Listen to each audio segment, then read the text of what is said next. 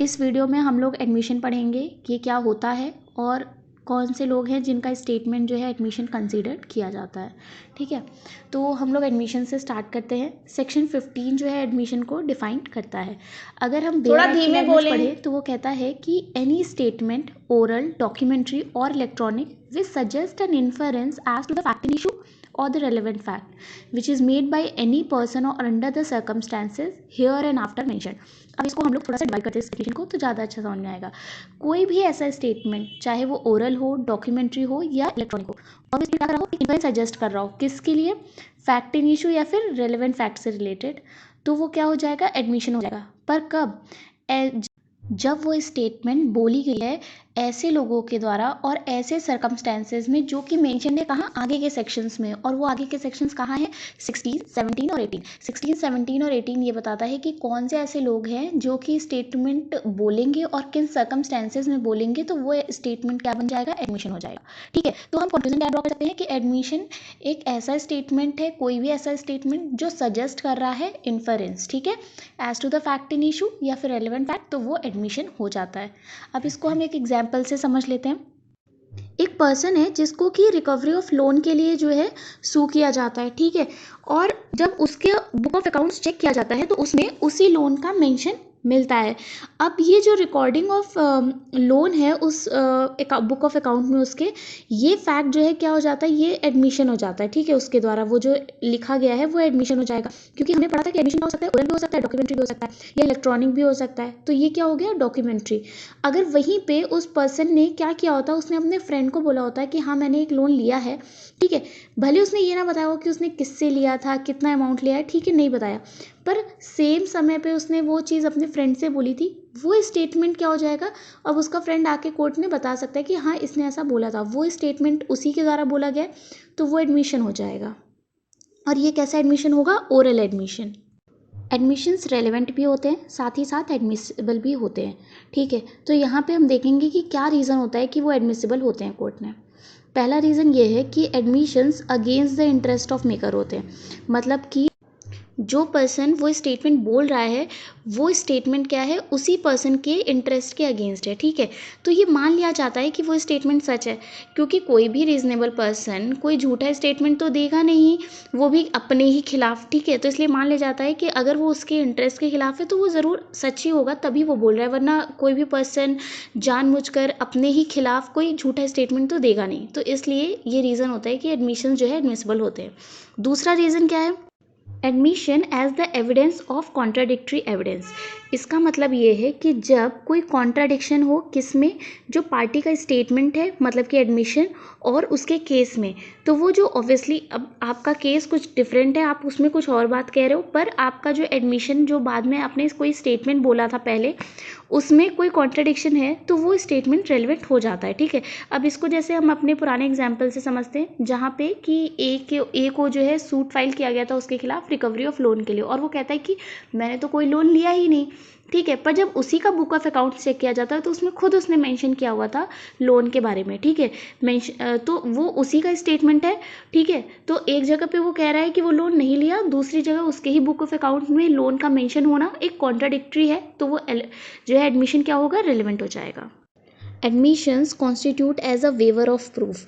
अब यहाँ पे वेवर ऑफ प्रूफ का क्या मतलब है कि मतलब अगर कोई पार्टी कोई फैक्ट एडमिट कर रही है, ठीक है, तो उसे वो फैक्ट जो है प्रूफ करने की ज़रूरत नहीं पड़ती, इसे ही जो है admissions as a waiver of proof कहते हैं।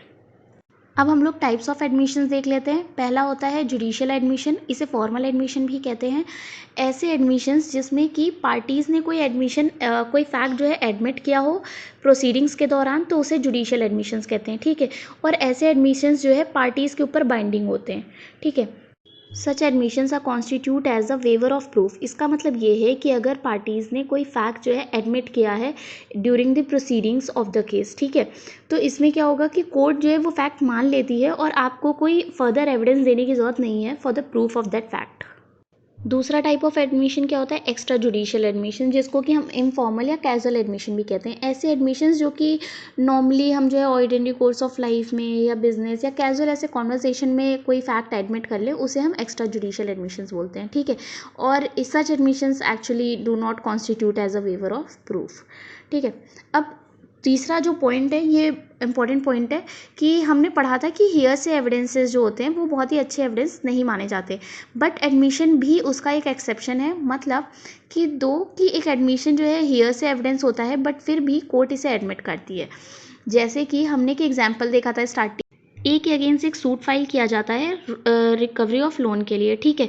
पर ए जो है उस सूट में केस में क्या कह रहा है कि नहीं मैंने तो कोई लोन लिया ही नहीं है, ठीक है। पर ए ने बहुत पहले अपने एक फ्रेंड से बोला था कि मैंने एक लोन लिया है, ठीक है। अब जो उसका फ्रेंड है उसने उसने ना देखा है उसको लोन लेते हुए, ना उसको उस लोन के बारे में कुछ पता है, बट सिर्फ ए ने उसको बताया है, उसको यही पता है। तो पर वो कोर्ट में जाके इस फैक्ट का एविडेंस दे सकता है, तो वो क्या हो गया, वो एक हियर से एविडेंस है, ठीक है, बट स्टिल कोर्ट अलाउ कर रही है उसको। तो एडमिशंस भी एक एक्सेप्शन होते हैं हियर से एविडेंस के। अब हम लोग अपने नेक्स्ट टॉपिक पे चलते हैं कि कौन से ऐसे लोग हैं जिनके स्टेटमेंट को एडमिशन माना जाता है, ठीक है।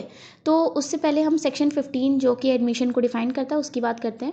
जब हमने एडमिशन पढ़ा था तो उसमें ये पढ़ा था कि हर किसी का स्टेटमेंट जो एडमिशन नहीं माना जाएगा, सिर्फ उन्हीं लोगों का स्टेटमेंट एडमिशन माना जाएगा कि जो लोग सेक्शन 16, 17 और 18 में मेंशन है, ठीक है। और वो उन सर्कमस्टेंसेज में स्टेटमेंट दे रहे हैं जो कि सेक्शन 16, 17, 18 में मेंशन है, तब वो जो है स्टेटमेंट एडमिशन माना जाएगा, ठीक है। तो अब पहला क्या है, सेक्शन 16 में जो है 5 ऐसे लोगों का मेंशन है कि जिनके स्टेटमेंट्स को एडमिशन माना जाएगा। पहला क्या कह रहा है, पहला कह रहा है parties to the suit of proceeding, मतलब जो पार्टीज हैं किसी भी सूट या प्रोसीडिंग में, अगर वो कोई स्टेटमेंट बोल रहे हैं तो उनका स्टेटमेंट एडमिशन माना जाएगा, ठीक है। चाहे वो बोला गया हो, चाहे वो लिखा गया हो, चाहे वो इलेक्ट्रॉनिक फॉर्म में हो तो भी, ठीक है। सेकंड, उनका कोई एजेंट है, अगर कोई ऑथराइज्ड एजेंट है तो भी उसका बोला हुआ भी उसका दिया हुआ कोई भी स्टेटमेंट वो भी एडमिशन माना जाएगा, ठीक है। थर्ड क्या कह रहा है, द पार्टी सुइंग और suit in a representative character, ठीक है। तो यहाँ पे हमने देखा है कि रिप्रेजेंटेटिव सूट क्या होता है। रिप्रेजेंटेटिव सूट हमने देखा ना कि जब एक सूट मतलब बहुत सारे लोग हैं, मान लो 150 लोग हैं और सबका जो है एक ही इशू है, ठीक है, तब वो लोग मिलके एक सूट फाइल कर सकते हैं और कोई एक उसमें रिप्रेजेंटेटिव हो जाता है, ठीक है। तो कोई भी ऐसा पर्सन उसमें जो स्टेटमेंट बोल रहा है ना रिप्रेजेंटेटिव कैरेक्टर, तो वो भी रेलिवेंट हो जाएगा। फॉर एग्जाम्पल कि बहुत सारे लोग हैं, ठीक है, एक इंस्टीट्यूट में 100 या 50 लोग हैं, उनको जो है उस कोचिंग इंस्टीट्यूट से कोई इशू है, ठीक है। तो उन्होंने मिलके एक सूट फाइल कर दिया। अब उनमें अब 100 लोग तो जो है क्या कहते हैं, 100 लोग अलग अलग तो सूट फाइल करेंगे नहीं, 100 लोग ने मिलके एक सूट फाइल किया, तो कोई एक तो होगा जो उनको रिप्रेजेंट कर रहा होगा, ठीक है। अब वो जो रिप्रेजेंट कर रहा है, अगर उसने उस रिप्रेजेंटेटिव कैरेक्टर में होते हुए उसने कोई स्टेटमेंट बोला है या लिखा हुआ है डॉक्यूमेंट्री फॉर्म में या इलेक्ट्रॉनिक फॉर्म में भी है उसका, तो वो स्टेटमेंट क्या हो जाएगा, एडमिशन हो जाएगा, ठीक है। अब हम जो है फोर्थ पॉइंट पे चलते हैं।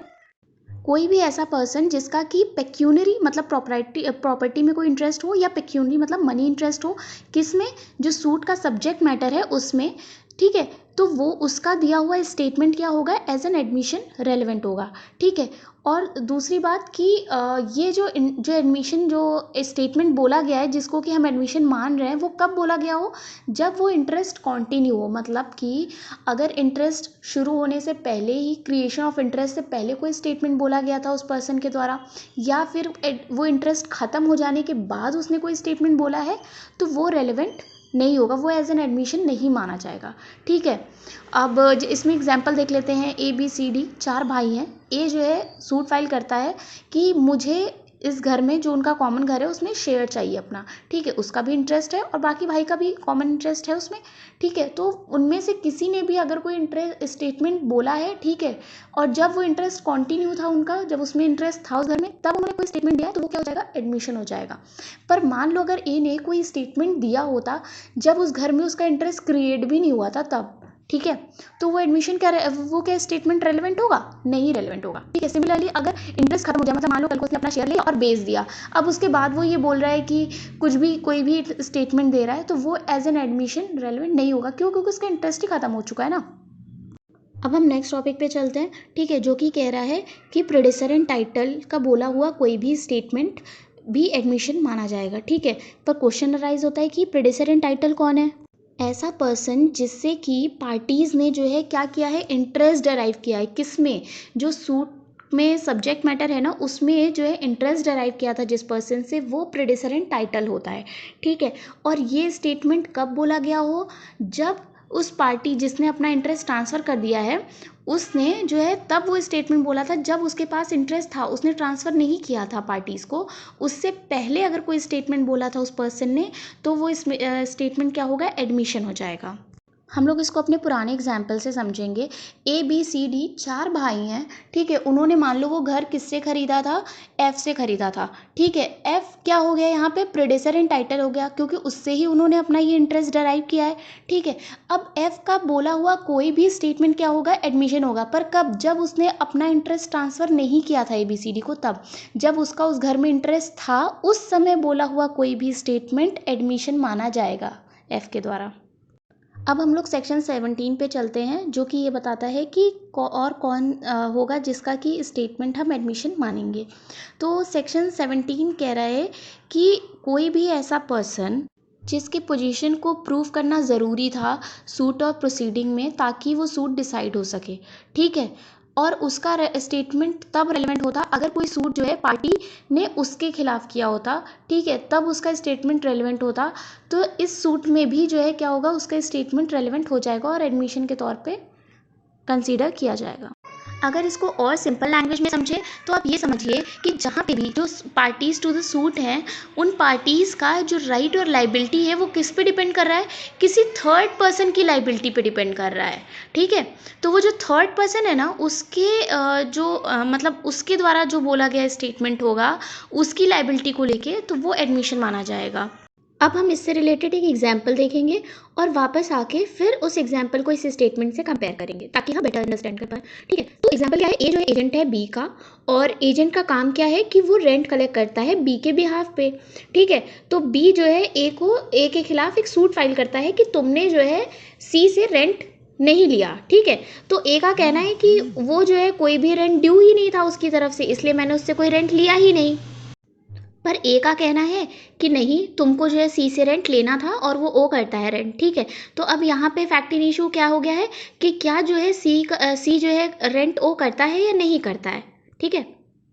इन शॉर्ट ए कह रहा है कि तुमको भाई सी से रेंट लेना है, बी कह रहा है कि नहीं मुझे तो सी से कोई रेंट लेना ही नहीं है क्योंकि सी कोई और रेंट करता ही नहीं है, ठीक है, ड्यू नहीं है उसका रेंट, ठीक है। तो यहाँ पे जो ए और बी हैं दोनों पार्टीज़ जो हैं उनकी राइट और लाइबिलिटी किस पे डिपेंड कर रही है, क्या लाइबिलिटी होगी, थर्ड पार्टी की उस पर, और वो थर्ड पार्टी कौन है, सी। तो अब सी का जो स्टेटमेंट हो जाएगा उसकी लाइबिलिटी को लेके कि क्या वो रेंट ड्यू है या नहीं है, वो जो है एडमिशन होगा। तो अगर सी ये कह देता है कि हाँ मैं ओ करता हूँ रेंट तो वो एक एडमिशन हो जाएगा, या अगर वो ये भी कह देता है कि नहीं मैं कोई रेंट ओ नहीं करता तो वो भी एक एडमिशन हो जाएगा, ठीक है।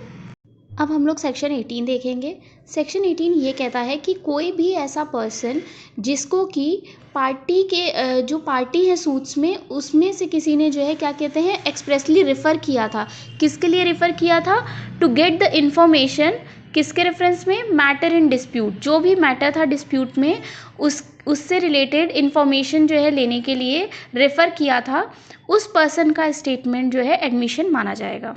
इसे और सिंपल लैंग्वेज में अगर समझें तो ये समझिए कि किसी सूट में दो पार्टीज़ है, उन पार्टी में से किसी पार्टी ने जो है किसी थर्ड पार्टी को रेफ़र किया था, ठीक है, कि इस थर्ड पार्टी से जाके इन्फॉर्मेशन ले लो जो भी मैटर इन डिस्प्यूट है उसको लेके, ठीक है। तो अब वो थर्ड पार्टी का जो भी स्टेटमेंट होगा वो एडमिशन माना जाएगा और वो रेलेवेंट होगा।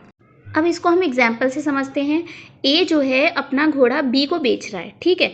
तो बी उससे कहता है कि क्या तुम्हारा घोड़ा साउंड माइंड का है या नहीं है। तो ए कहता है कि जाओ सी से पूछ लो, ठीक है। अब थर्ड पार्टी को रिफ़र कर रहा है, कह रहा है सी से पूछ लो, सी उसके बारे में सब कुछ जानता है, ठीक है। अब ए जो है पार्टी टू द सूट कौन है, ए है और बी है, और ए ने थर्ड पार्टी को रिफ़र किया, वो थर्ड पार्टी कौन है, सी है।